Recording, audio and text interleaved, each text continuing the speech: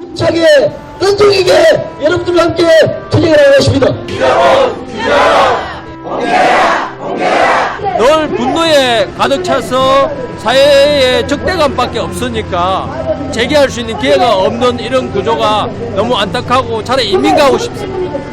당당하게 매는 글씨를 써놓고 정부에다 하소연하고 주려고 저는 각심을 하고 있습니다. 진짜 우리는 최선을 다해도 여기밖에 못 왔어요. 최선을 다해도 여기밖에. 지금부터 20년 전 우리 사회의 보통 사람 표준 한국인은 고졸 학력으로 아이 둘을 낳고 한 달 90만 원의 소득으로 살았다.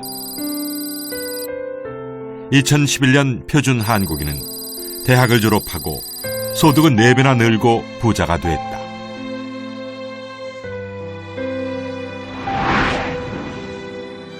모든 것이 풍족해진 지금. 그런데 왜 우리는 행복하지 않을까?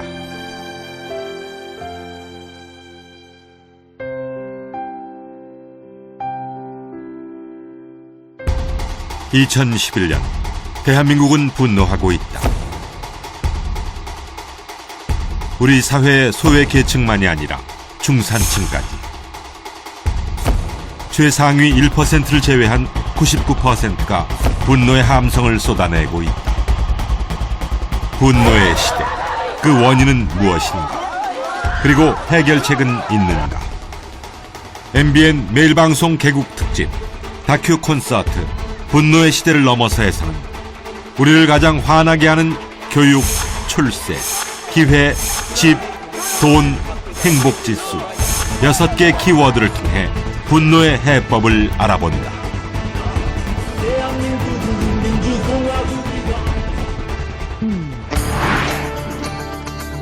안녕하십니까. MBN 매일방송 개국 특집으로 준비했습니다. 다큐 콘서트 분노의 시대를 넘어서 진행을 맡은 신영일입니다. 함께 말씀 나눠주실 세 분입니다. 먼저 금태섭 변호사 나오셨고요. 예, 반갑습니다.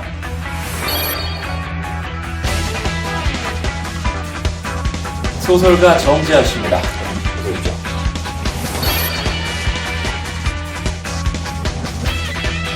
그리고 매일경제신문 이진우 기자 함께합니다. 반갑습니다.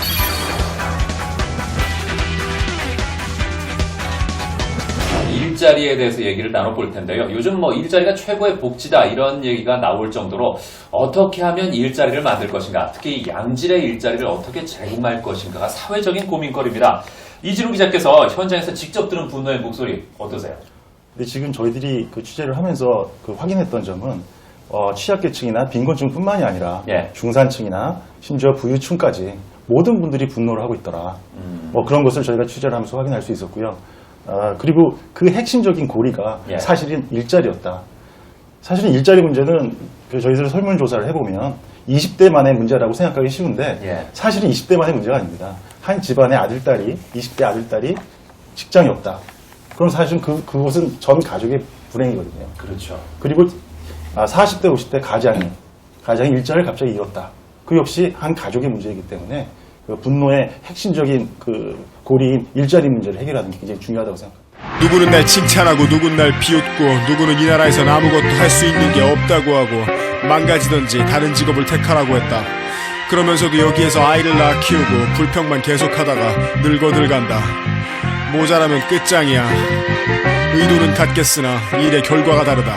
유명세로 사귄 벗은 오래가지 아니하고 재물로 만든 친구는 너의 재물만 탐할 것이니 대인의 교우관계는 따뜻할 때 꽃을 추울 때 잎을 가는 기회주의가 결코 아닐 것이라. 도가 없는 곳에서는 그럴듯한 거짓말이 득세하여 도를 따르는 이들을 바보 취급하니 아래쪽에서 비가 새면 막으면 되겠지만 위쪽에서 비가 새면 아래는 살 수가 없게 될지니 제각기 붕당하여 간악한 소인배들끼리 칭찬하고 천거하여 저희들 배만 불리우고 언행일치하지 않고 괜히 무리만 지어다니고 남을 비방만 할 따름인 벌레들이 늘고 있다. Too fit, you better. Too fit, you better. Too fit.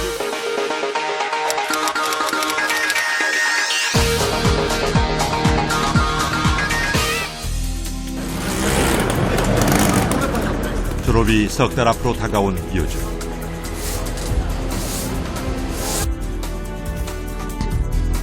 또 터먹은 없어. 그래 우리 대학교 4학년생인 윤정윤 씨는 단 하루도 거르지 않고 학교 취업 지원센터를 찾는다.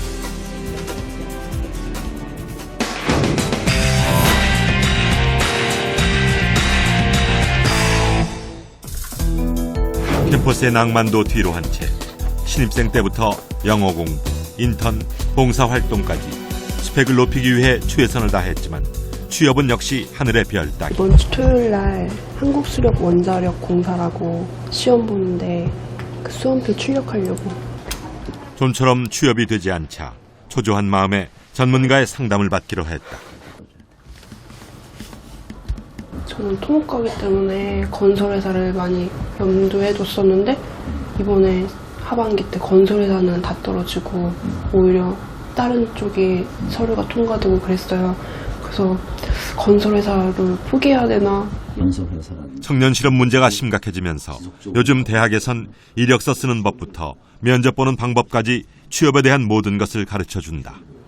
평소에 좀 생각 안 했던 기업이나 공기업이나 공단 같은 데도 추천을 해주시더라고요. 그쪽으로는 별로 생각을 안 했는데 대학원까지 염두에 두시라는 말을 듣고 좀 생각이 많이 달라졌어요. 진작 찾아올 걸 좀 후회되네요. 2011년 10월 현재 정부가 발표한 청년 실업률은 6.3%. 하지만 졸업 후에도 장기간 일자리를 찾지 못한 취업 준비생들을 포함하면 실제로는 청년층의 20% 가까이가 실직 상태에 있는 것으로 추정된다. 면접은 이루어졌는데 중도에 탈락한 경우도 있고요. 10군데 정도. 40-50개 정도. 다른 분들은 한 몇백 개 이상씩 느는 걸로 알고 있는데, 예. 일자리 수는 점점 적어지는데 구직자 수는 계속 늘어나고 한국 전체적으로 대학생이 많다 보니까 취업 대란이 일어나고 있지 않나. 정부의 대표적인 청년 실업 대책 중에 하나는 정부와 기업의 청년 인턴제. 305개 공기업과 준정부기관 올해 12,000여 명의 청년 인턴을 뽑기로 했습니다. 이 가운데 70% 정도를 1분기 안에 채용한다는 계획이어서 하지만 인턴이 취업으로까지 이어지는 경우는 겨우 19%. 더구나 지난해 정부와 지자체에서 시행하던 행정 인턴 제도는 폐지돼서 정부 대책이 실효성이 없다는 비판을 받고 있다.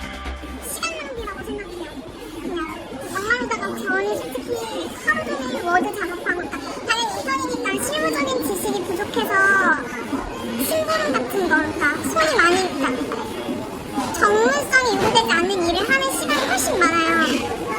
그러니까 내가 이 분야에 대해서 뭔가 방향을 갖고 그거에 맞는 인턴십이라면 하는 걸 추천하고 싶지만 굳이 그냥 스펙을 위해서 기간을 되게 장기간을 투자해서 인턴을 하는 거는 추천하고 싶지가 않아요.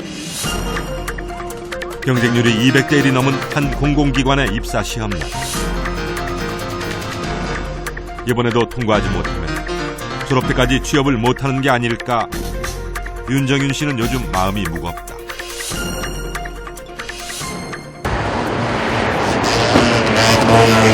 나도 빨리 취직하고 싶다. 왜냐면 이 사람들도 다 직장인이니까 지금 퇴근하는 거잖아요. 나도 빨리 취직해서 지금 이 시간에 퇴근하고 싶다.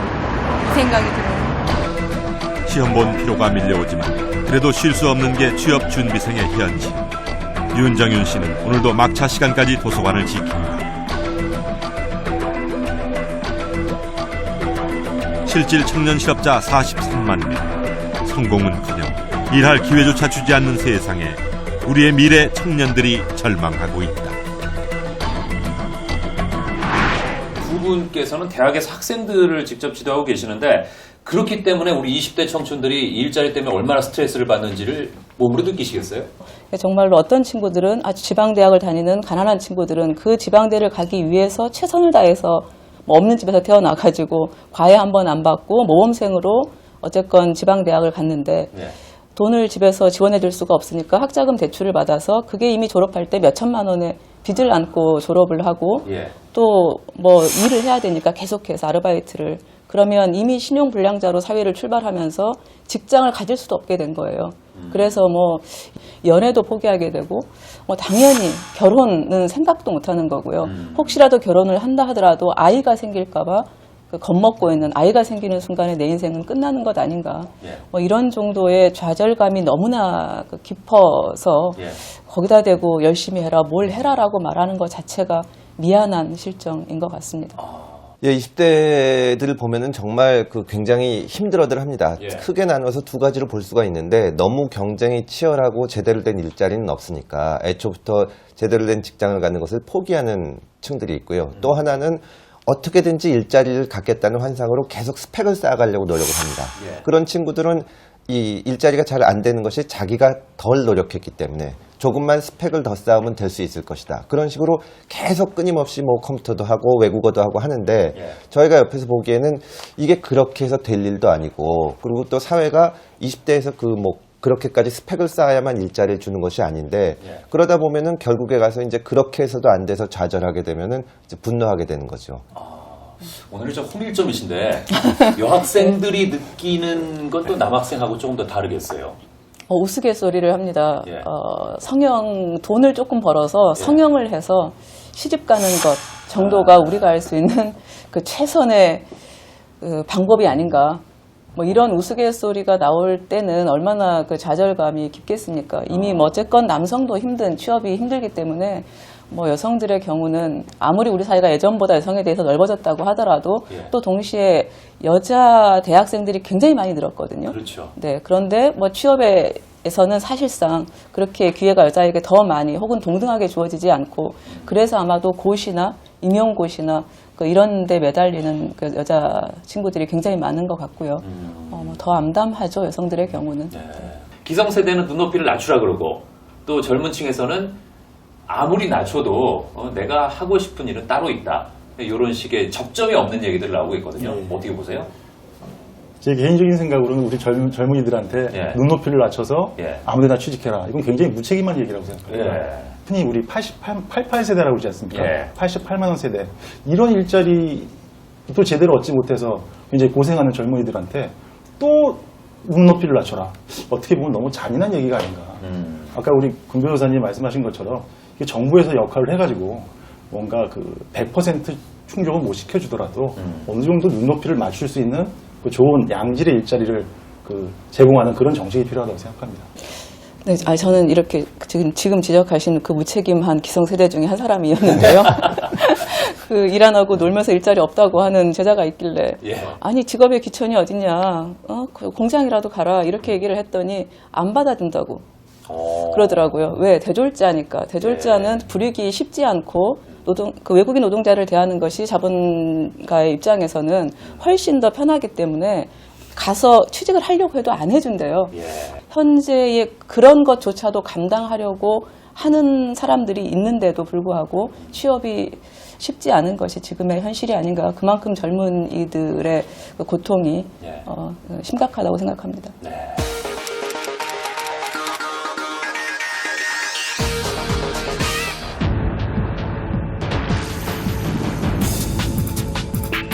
세계 기타 시장의 30%를 차지하며 명품 악기로 인정받았던 이 회사는 기계 소리가 멈춘 지 벌써 5년이 다 돼가고 있다.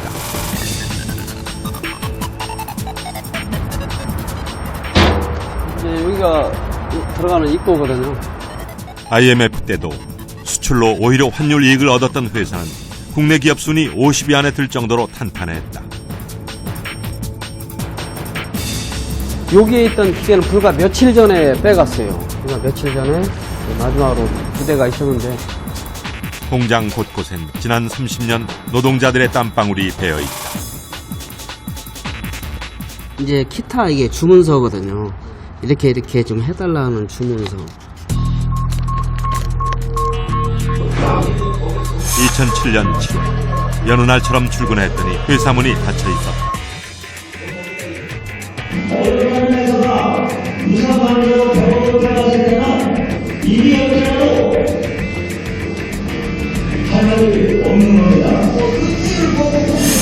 예고도 없이 갑자기 닥친 폐업. 회사는 노동력이 싼 인도네시아와 중국으로 공장을 이전한다고 했다. 문을 닫는다는 87년서부터 대특기가 문 닫는 것이 그 노동력을 아주 길들이는 거, 그 그때부터 해냈는데 일하는 사람들이 자꾸 딴 생각을 한다며 창문조차 없앤 공장에서 수출 날짜를 맞추기 위해 일주일에 서너 번씩 밤샘 근무를 했던 143명의 노동자들이 하루아침에 쫓겨났다. 노동자들이 가장 놀랐던 것은 폐업 당시 회사가 100억 넘게 흑자 상태였다는 것이다. 이제 축소시켜서 노동자들한테 이제 얘기를 한 거죠. 이들이 단기 순이익이 지금 86억, 98억, 102억. 4년간의 소송 끝에 법원에서도 부당 해고라는 판결을 받았지만 사측의 태도는 전혀 변함이 없었다. 지금도 100억씩 단기 순이익이 나고 있습니다. 그러한 그 기업이 문을 닫는다는 것은 다 이해를 못할 겁니다. 억울함은 뭐 이로 말로 표현할 수가 없죠. 조합원들의 가정이 지금 거의 뭐 이제 파탄 지경에 이르렀고, 일자리 문제는 어려워진 경제 상황 때문에만 생긴 것일까?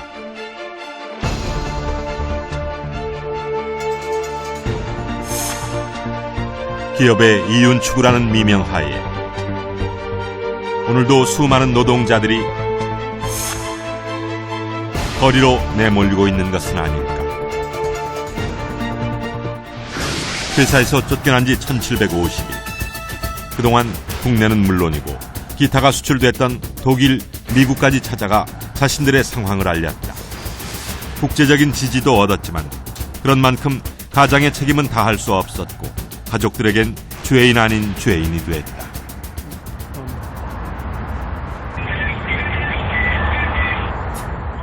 응, 아빠요. 대출 받는 거 신청한 거 안 된대? 안 된대. 안 된대야? 그 너무 힘들잖아, 우리가. 내가 열심히 일하고 돈 벌면 되니까. 네가 너무 힘들지만 뭐 내가. 아빠가 자존심이 있는 거니까 나 아빠도 그렇게 했을 거야. 내가 아무리 노조는 별로 안 좋아하지만 내가 노조는 별로 안 좋아해도 아빠 인상이 없으면 나도 아빠처럼 했을 거야. 그러니까 아프지 말고 아빠 사랑해. 알았어. 들어가라. 아버지는 또래보다 먼저 세상을 알게 된 아이들에게 미안하기만 하다. 둘째는 전화를 안 받네.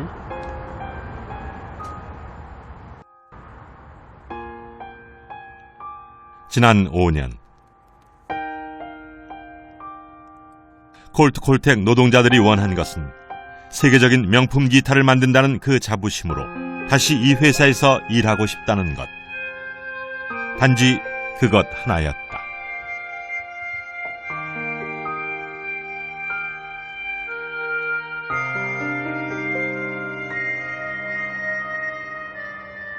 세상이 자신을 택할 뿐 스스로 나서지 않으며 평가받으려 하지 스스로 평가하지 않으니 재능이 있으면 묻히지 않고 무능력하면 꾸밀 수 없으며 헛된 이름만 있으면 나중에 다 뽀록나는 것을 자기의 엄격한 자 빽이 없어도 망하지 않고 스스로 나태한 자 줄타고도 바보다. 걱정해야 할 일은 빈곤이 아니라 불안정이니 램보르기니와 루이비통이 너의 영혼은 아닐지니 세상이 용납해주지 않고 슬픔 속에서 술병이나 지켜야 한다. 그때 후회한들 어쩔 것이냐.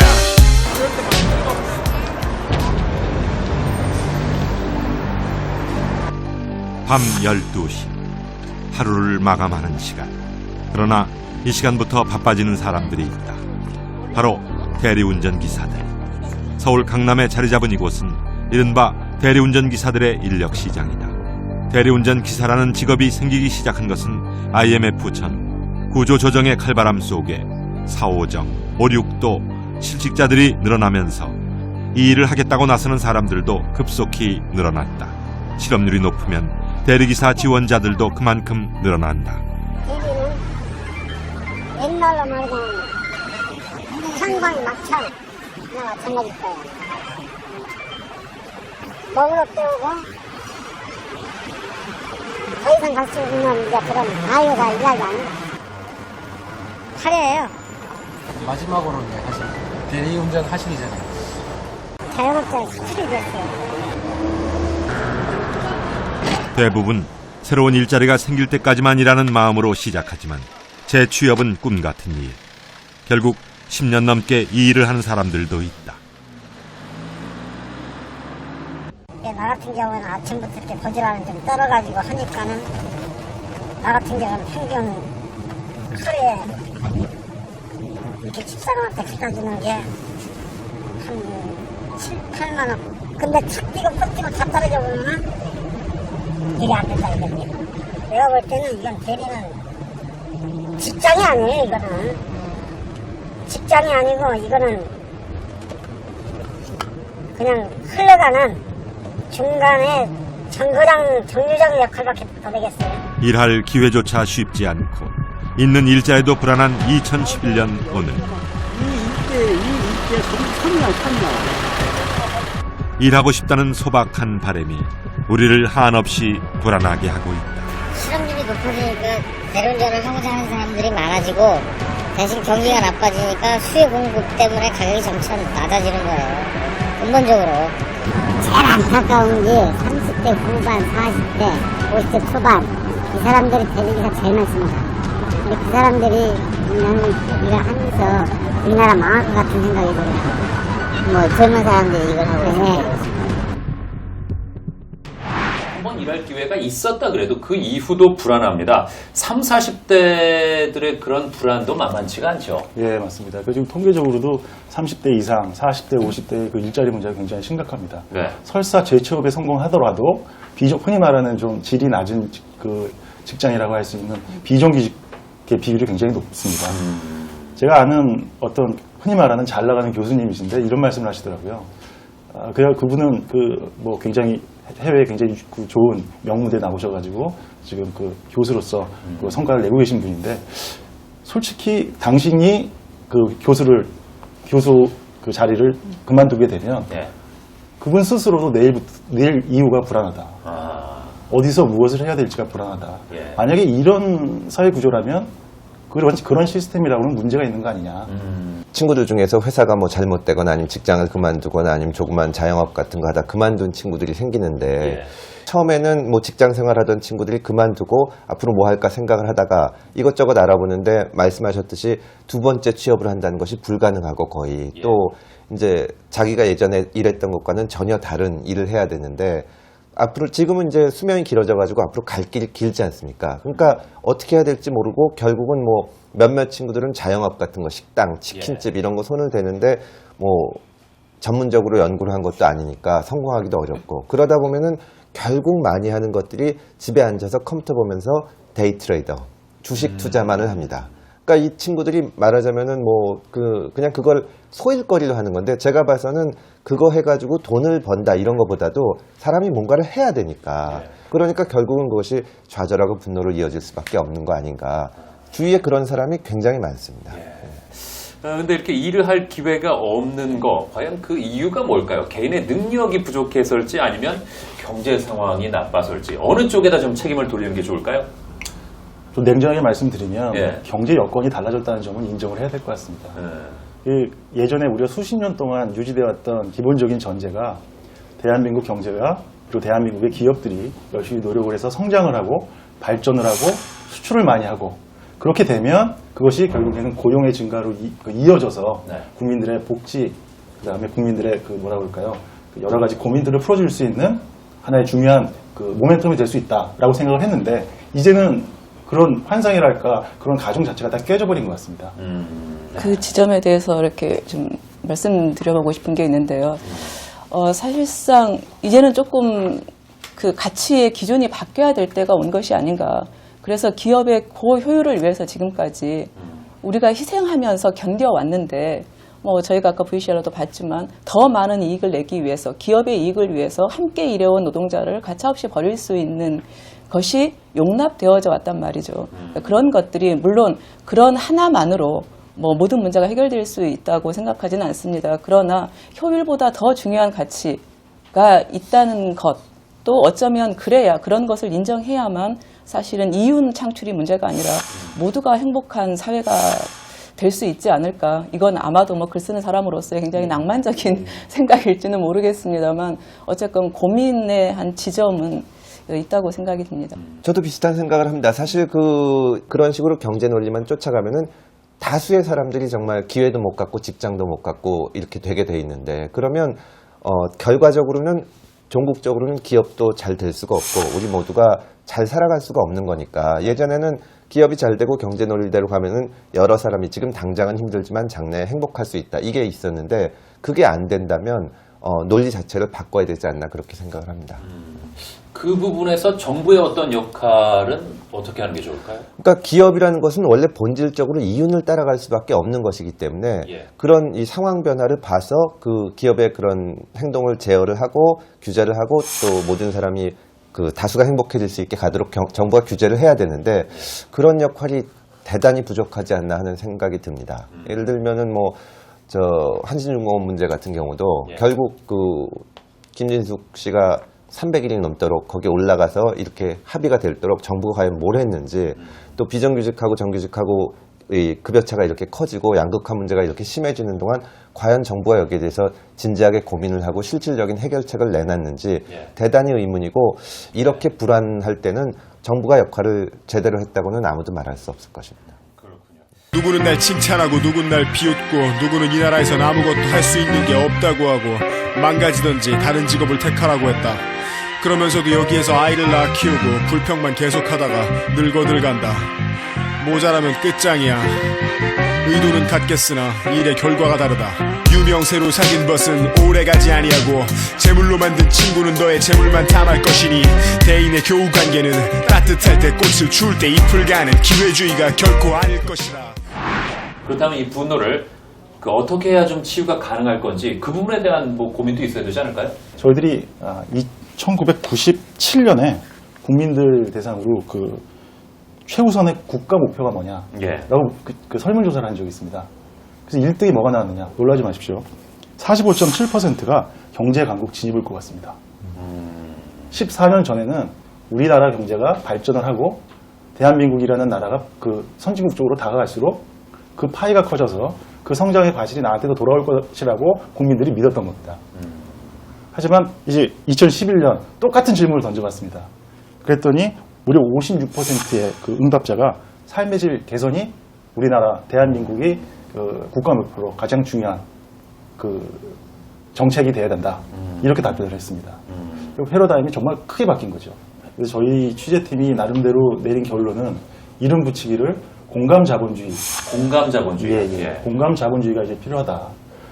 자본주의라는 것이 경쟁을 촉진시켜야 되는데 그 대신 그 경쟁 과정에 있어서 그리고 경쟁의 결과에 있어서 참여자들이 공감을 하면 문제가 많은 부분이 해결될 수 있지 않을까. 현실적으로는 그 공감 자본주의를 이루기 위해서는 흔히 말하는 복지, 교육, 고용 문제에 대해서 이 각각의 그 각계격파식의 해법 말고 그 세 가지를 한데 묶어서 한꺼번에 동시에 풀어나가는 어떤 종합 패키지가 필요한 게 아닌가 그런 생각을 하게 됐습니다. 공감 자본주의라는 말에 그 공감 쪽에 굉장히 공감을 합니다. 그 우리 사회가 이제 계속 성장을 달려오다가 처음 이 충격을 받은 게 IMF 때인데 그때 이제 허리띠를 다 졸라매고 그 절약을 하다 보니까 정말 너무 극도로 효율적으로 가게 됐습니다. 사람을 볼 때 돈으로 보는 거죠. 비용으로. 그래서 이 사람이 저 사람을 자르면 전체적으로 이윤이 더 많이 난다 그러면 자르는 겁니다. 근데 그게 버틸 수 있는 한계에 왔다고 생각하고 이제 성장이 더 이상 어려워질 수 있다는 것을 인정하고 나누고 또 사람이 살아가는데 어떤 게 필요하다. 복지나 교육이나 이런 것이 필요하지. 그 사람을 바라볼 때 저 사람을 쓰면 비용은 얼마 들어가는데 산출은 얼마가 되니까 쓰는 게 손해다 아니다. 이런 식의 순전히 경제 논리로 보게 되면 우리 사회는 계속 불안해지고 그 치유가 불가능하게 될 거니까 그 사람들의 삶을 봐주는 그런 눈이 필요할 것 같다고 생각합니다. 근데 저는 공감보다 조금 한 발 더 나간 상생의 경제여야 된다고 생각을 하는데요. 그게 왜냐하면 공감이란 말은 사실은 작은 것은 우리가 쉽게 포기할 수 있습니다. 그런데 큰 것은 이를테면 내 친구한테 10만 원 정도는 친구니까 이 정도는 내가 양보하겠어. 너 어려우니까. 이런 생각을 하는 것이 인간적으로 누구나 당연하다고 생각이 되지만 그것이 몇천 원, 몇천만 원, 몇억, 몇백억의 그 커다란 이윤이 오가는 경제 시장에서 공감이라는 말이 사실 존재할 수 있는가라고 생각이 들고요. 그리고 기업이 혹은 뭐 우리나라 상위 1%가 더 오래 살아남기 위해서도 양보라기보다는 사실은 함께 사는 방법이 무엇인가를 고민해야 되는 시점이라고 생각하고요. 그래서 그것이 아마도 공감보다는 상생이라는 표현이 더 적합하지 않은가 생각합니다.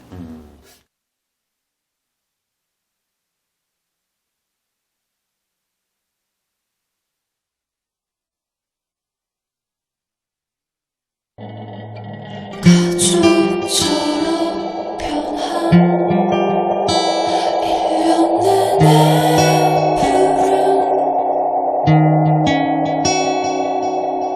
천국보다 밝은 밤새 반짝이는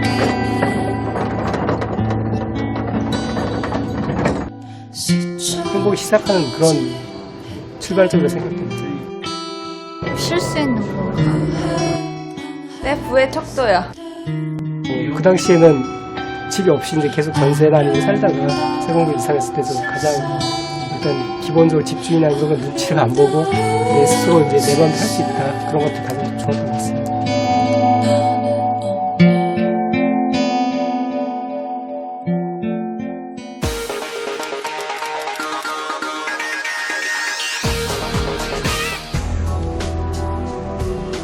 (2008년) 수도권의 18대 국회의원 선거는 이른바 뉴타운 선거였다.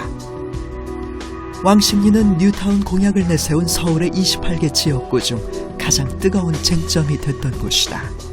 12,000명의 주민들이 떠난 동네엔 이제 단 한 채의 집만 남았다. 결혼해서 지금까지 24년째 이곳에서 살고 있는 정현숙 씨도 이제 이사를 준비하고 있다. 왕십리의 마지막 이주민이다.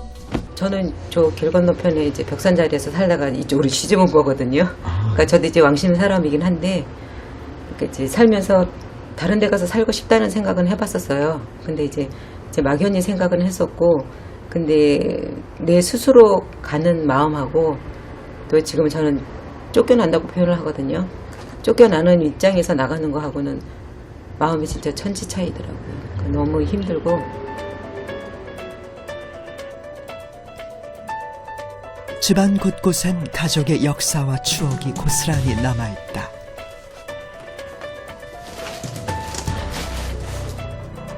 한국전쟁 때 피난 오신 시부모님들은 이곳을 제2의 고향으로 여기셨고 정 씨 부부와 아이들도 평생 이곳에서 살 계획이었다. 아이들이 생겨서 방이 이제 좀 모자라가지고 남편이 직접 설계해서 이 방을 다시 구조를 바꾼 거거든요. 직접 설계도? 예, 설계를 완전히 이거 지금 바뀐 거예요. 안방이 저쪽이었고 방 하나 있었고 부엌이 여기 있었거든요. 그러니까 지금 완전히 다 바꾸고. 직접? 예, 직접. 그러니까 이걸 이제 바꾸고 나서 다음 해인가 발표가 난 거예요. 그래서 좀 황당했죠, 저희들 가족이. 정 씨 가족이 뒤늦게 이사를 하게 된 데는 남다른 이유가 있다. 그들은 이웃은 사라지고 고층 아파트만 들어서는 뉴타운에 반대했다. 재판까지 했지만 결국 2심에서 포기했다. 주민들 대부분이 장밋빛 기대를 가지고 있는 뉴타운을 혼자 맡기엔 역부족이었다.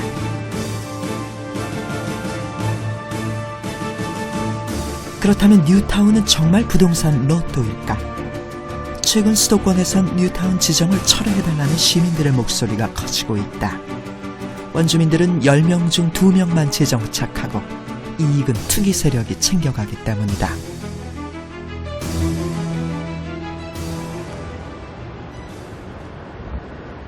여기 뭐 뒷길 지금은 아무것도 없지만 그 어려서는 그 조그만 그 길 골목 새록새록하죠. 뭐 골목에서 뭐 뛰어놀던 그 옛날 거 생각하면 재개발이라는 그런 그 단어가 싫어요. 뭐 서울시는 어디 가서 살다 보면 또 재개발이라니 재건축이 또 얘기 나올 거 아닙니까? 그러면 또 그 잘못된 관행에서 또 휩쓸려서 또 이렇게 흘러갈 거 아니에요. 내가 또 피해를 볼 것이고. 그래서 모든 거 다 싫어서 그런 거 아예 없는데 그거 찾아서 가는 거예요. 왕십리 뉴타운의 마지막 주민이 이사를 떠나는 날, 그는 뉴타운 재개발 없는 곳을 찾아 멀리 시골로 이사를 간다고 했다. 우리 같은 제2, 제3의 피해자는 안 났으면 좋겠네요. 제일 바라고 싶은 거는 원칙대로 시간이 걸리더라도 원만하게 타협을 해서 안 되면 할 수 없는 거 아닙니까? 누가 혼집 준다고 새집 달라고 그랬어요? 아니잖아. 구창읍 대산면 지석미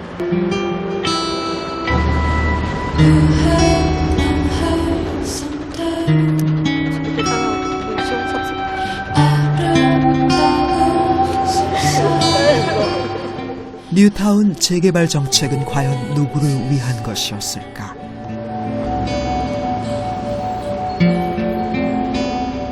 뉴타운 광풍이 분 지 3년. 도시는 지금 울고 있다.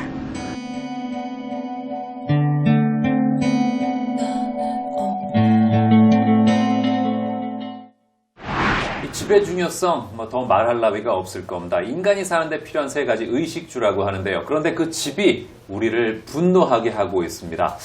내 집 짝만 하는데 몇 년 걸리셨어요? 저는 한 10년 정도 걸렸고요. 예. 융자까지 갚는 데는 뭐 한 17년 정도 총 포함 예. 걸린 것 같습니다. 처음부터 아주 한 계단 한 계단 이렇게? 아니, 저는 예. 부모님이 한 60세가 넘으셔서 집을 얻으셨고, 그래서 예. 저는 어릴 때 하도 전셋집을 전전긍긍해가지고, 어릴 때 그 소공녀라는 책을 읽으면서 예. 소공녀가 망해가지고 남의 집 다락방에서 살잖아요. 예. 저는 그게 그렇게 부러웠어요. 다락방이라도 어쨌건 자기만의 공간이 있는 데잖아요. 예. 그래서 늘 그냥 부모님 구남동료 외딸인데도 불구하고 제 방학한이 없이 이렇게 같이 살아와서 그 집에 대한, 그러니까 내 공간, 내 집에 대한 이런 굉장한 욕망이 있었던 것 같아요. 근데 뭐 방법이 없으니까 부모님의 지원 없이 제가 일을 해가지고 집을 산다는 게 사실은 제가 이미 집을 살 수 있는 나이가 34, 5 정도에 5세 집을 구입을 했는데 그때만 해도 집값이 너무 비싸서 감히 살 엄두를 못 냈고 그러니까 예. 집값의 대부분을 융자를 받아서 그냥 한번 저질렀고 그래서 이제 겨우 융자금을 다는 아니고 상당 부분 갚은 정도입니다. 그러시군요. 장하죠. 객관적으로 성공한 케이스시네요. 예. 아주 조그마한 겁니다. 네. 근데 정말 집이 기본 중에 기본인데 이 문제가 지금 심각하다는 거 아닙니까? 맞습니다. 예. 그리고 지난 총선에서 그 뉴타운 개발 공약이 참 큰 화제를 불러일으켰고 사실 그 공약 때문에 의원으로 당선되신 분도 꽤 있습니다. 그런데 지금 3년 지났는데 그게 지금 상황이 어떻습니까? 곳곳에서 문제를 일으키고 있습니다. 예. 아까 그 3년 전의 상황하고 지금 상황하고 많이 달라졌는데요. 예. 가장 큰 그 차이점은 흔히 말하는 주택 경기입니다. 지금 집값이 이제 오르는 추세가 아니다 보니까 재개발 사업 자체도 곳곳에서 그 제동이 걸리고 있고 더 큰 문제는 재개발 지역에 있던 기존 원주민들의 이주 대책에 대해서는 뭐 뚜렷한 대책이 없는 상황입니다. 더군다나 최근 들어서는 전월세 가격이 워낙 많이 올랐기 때문에 곳곳에서 분노를 생성하고 있다. 이렇게 볼 수 있을 것 같습니다. 애초부터 그 뉴타운 공약 자체가 과연 누구를 위한 공약이었는지도 의문입니다. 우리 동네 뉴타운이 되면 이게 지정이 되면 그동안 부동산 가격이 폭등하던 거를 봐서 잘 살 수 있을 거다 이런 생각을 했는데 지나고 봐서 생각하면은 물론 결과적으로도 원주민 정착률이 굉장히 낮고 아까 말씀드리니까 뭐 20%라는 얘기도 나오고 이 사람들 그 원주민들이 어디 가야 될지 그 이주 대책도 정말 막막하지만 애초에 이 부동산 가격이 그때 예상했던 대로 쭉 올랐다고 하더라도 그 목표 자체가 이제 사람들의 삶의 질을 개선해주고 주거 환경을 좋게 해주자 그런 것이 아니라 어떻게든지 이 부동산 가격 올라가는데 편승해서 돈을 벌어보자 이런 거였기 때문에 설계 자체가 잘못된 공약이 아닌가 그런 생각이 듭니다. 네, 그 말씀에 전적으로 뭐 거의 공감하고 있는데요. 예. 집이라는 게 사실은 지금은 이게 이제 그 투자로서의 가치가 사실상 없어진 시점이 되니까 그거를 기대하고 샀던 많은 분들께서 당연히 괴로워진 거죠. 이게 어쨌건 나중에 지금 사놓으면 몇 억 정도는 더 오를 거라고 생각하고 그것이 나의 재산이 되어야 하는데 다른 집값들도 이미 그만큼 올랐고 나는 융자를 끼고 있고 이런 데서 오는 그 고통 같은 것들이 굉장한 것 같고요. 네, 뭐 뉴타운 정책도 마찬가지인 것 같습니다. 뉴타운도 거기 살고 있던 사람들이 더 행복하게 살기 위해서가 아니라 더 좋은 집을 지어서 더 넓고 더 편리한 집을 지어서 거기서 조금 투자 가치를 내고 이렇게 진행이 되다 보니까 사람이 행복하게 살기 위한 조건 그 자체는 이 전제가 안 돼 있는 거죠.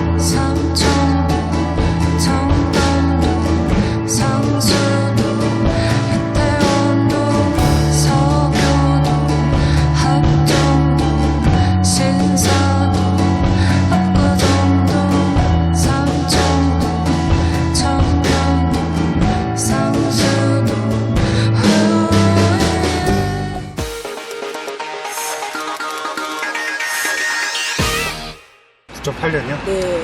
힘들죠. 아무래도 계속 물가는 올라가고 월급은 항상 제자리 버리고 하니까. 지금만 10년이 아니고 옛날에도 10년이었었어. 내 집 마련하는데 가장 오래 걸리는 도시는 부산. 서울에선 9.8년 동안 소득을 한 푼도 쓰지 않고 모아야 집을 살 수 있다.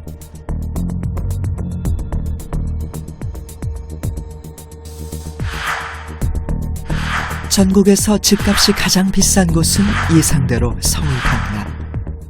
86제곱미터 아파트 한 채의 가격은 평균 8억 3천만 원으로 가장 싼 충북 충주와는 8배 이상 차이 난다.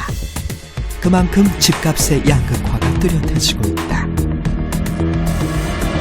집에 대한 부담은 우리 사회 중산층까지 흔들고 있다. 부동산이 최고의 재테크를 하는 믿음 속에 대출까지 해서 부동산 막차에 오른 사람들은 지금 허리가 휜다. 본가 이사출이 아니에요. 방학때 이사출이지. 강남은 그런 거예요. 서울에. 또 서울 안 크고. 여름방학 때, 겨울방학 때 주로 방학을 주고 상생했어요. 그러니까 뭐 30억 정도짜리가 그냥 시골에서 좋다. 가계대출, 그 중에서도 주택담보대출은 IMF 이후 최대 위기. 집은 있지만 이자에 허덕이는 하우스 푸어가 100만 가구가 넘는다. 이자를 빼는 내기가 좀 어려워서 집안을 샀다가도 다시 팔고 전세를 옮긴다는 그런 케이스도 많이 있고. 진짜 정말 빠듯하죠. 예, 대출금 갚고 나면 남은 거 꼭 빠듯하게 해야 되고 또 여유롭게 또 무슨 또 미래를 위해서 뭐 저축 같은 거 여유 있게 하기도 좀 어렵고. 서울 은평구의 한 아파트. 백춘자 할머니 부부는 2달 전 이곳으로 이사를 왔다. 이 집은 보증금 3,500에 월세 20만 원을 내는 30년 장기 임대주택. 내 집은 아니지만 더 이상 이사가지 않아도 된다는 것만으로도 큰 걱정을 덜었다. 집주인 눈치 안 보고 집주인 소리만 들리면 막 심장이 뛰고 막 불안하고 서가고. 근데 그놈은 한다는 말에 내 쏟는다는 소리 그냥 지겨워가지고. 아유. 부부가 함께 분식점도 하고 청소일도 하고 평생을 열심히 일했지만 아이 둘 키우기도 벅찼다. 내 집 마련은 꿈도 꾸지 못한 채 지금까지 18번이나 이사를 다녔다. 은감 1동 안에서 또 이사를 했죠. 은감 1동 안에서 5번을 이사를 했어요. 그리고 그 집에서 또 이사, 그때 650만 원 전세였는데, 이제 월세를 놓겠다 해가지고, 이제 돈을 얻어가지고, 또 이제 지하로 갔죠. 딴 데. 이제 은감 1동 지하로. 지하로 가서 1년 사니까, 총각이에요. 그래도 나이도 많았는데, 총각이었는데, 또 내달라. 어떻게 내달라 그래가지고, 지금 18년 산 집으로 이사를 가게 된 거예요. 집은 곧 소유고 투자라고 생각하는 시대. 바로 그 탐욕이 우리를 불행하게 하고 있는 것은 아닌가. 저기서는요, 지하실에서는 화장실도階段을 올라가야 화장실을 봤는데, 아, 여기가 금방 저가고, 아, 베란다에 빨래 놀기 좋지. 이제, 오래 살려고요. 오래 살려고 그래요. 왜 그러냐면, 아, 어디 가봐야 다 그 돈 주고도 칼세 받고 사니까. 그죠? 그러니까 그냥, 여기서 그냥 꾸준히 이렇게 살려고. 이제, 말하자면 죽을 때까지 살아야죠. 그 집이라는 게 이 취약계층만의 문제가 아니라 중산층의 문제이기도 하지 않습니까? 네, 맞습니다. 우리 뭐 설문조사나 이렇게 취재를 해보면 집이 있거나 집이 없거나 집이 있으면 있는 대로 없으면 없는 대로 모든 분들이 분노를 하는 지금 시스템에 갇혀버렸습니다.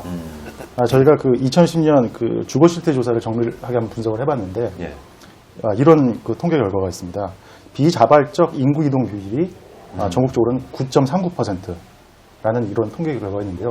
비자발적 인구 이동 비율이라는 게 무슨 뜻이냐면 대출 부담이 너무 많아서 아니면 전월세 부담이 너무 많아서 억지로 이사 가기 싫은데 이사 가셔야 하는 분이 그 9.39%니까 10분 중에 한 분이다. 그러네요. 뭐 이런 통계 결과가 나왔습니다. 이 자체도 어떻게 보면 굉장히 충격적인 것인데 저희들이 이 내용을 그 보도를 했더니 반응이 거의 똑같았습니다. 너희 조사 잘못했다. 어떻게 10명에 한 분만 그러겠냐. 훨씬 더 많다? 예, 맞습니다. 그래서 뭐 항의 아닌 항의도 받고 좀 그랬던 게 있었고요. 이 집 문제와 관련해서 저희들이 취재를 하다 보니까 저희 취재팀 사이에서 무슨 얘기가 돌았냐면 주거 문제는 분노의 샘이다. 그 샘물처럼 뽀글뽀글 분노가 그 쏟아져 나오는 원천이 대한민국의 경우에는 주택의 경우다. 뭐 이렇게 저희들이 그 얘기를 하고 그랬었습니다. 예. 그러다 보니 또 하우스 푸어라는 말도 최근에 정말 자주 인용이 되는 유행어처럼 돼버렸고요. 예, 맞습니다. 예. 어떻게 느끼세요? 제가 아는 분들 중에도 이런 분들이 굉장히 많은데요. 그러니까 뭐 이를테면 강북에 살다가 그 애들 이제 교육 문제 때문에 어떻게든 강남으로 진입을 이렇게 하셨어요. 무리해서 거기서 또 뭐 이를테면 집이 몇 평이냐 아니냐에 따라서 애들끼리 기싸움도 있고 뭐 서로 무시당하고 자존심도 상하고 이런다고 해서 굉장히 무리해서 집을 구해가지고 갔는데요.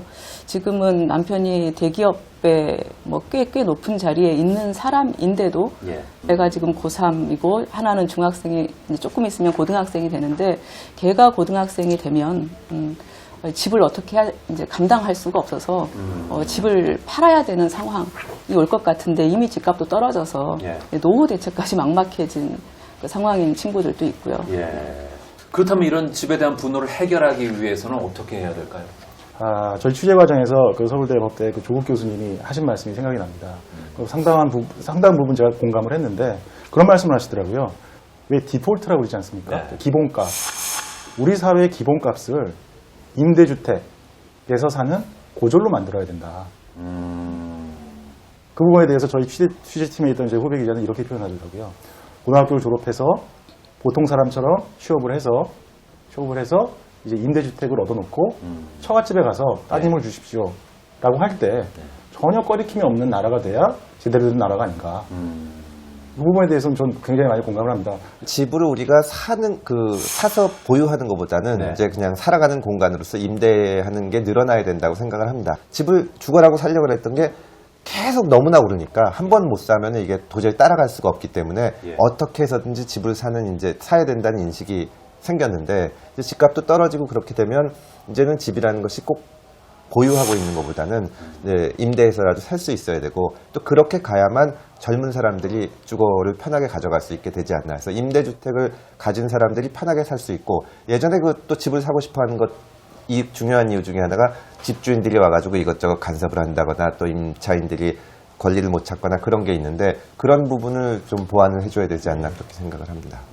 사실은 이제 지금까지는 어쨌건 보통의 사람들이 재테크를 할 수 있는 가장 중요한 수단이 그 집이었던 시대가 이제 사실은 변화해 가고 있는 시점인 것 같거든요. 그래서 이제 지금 마지막 차를 탄 분들께서 그 이제 고통을 다 감내하고 계시는 것 같고요.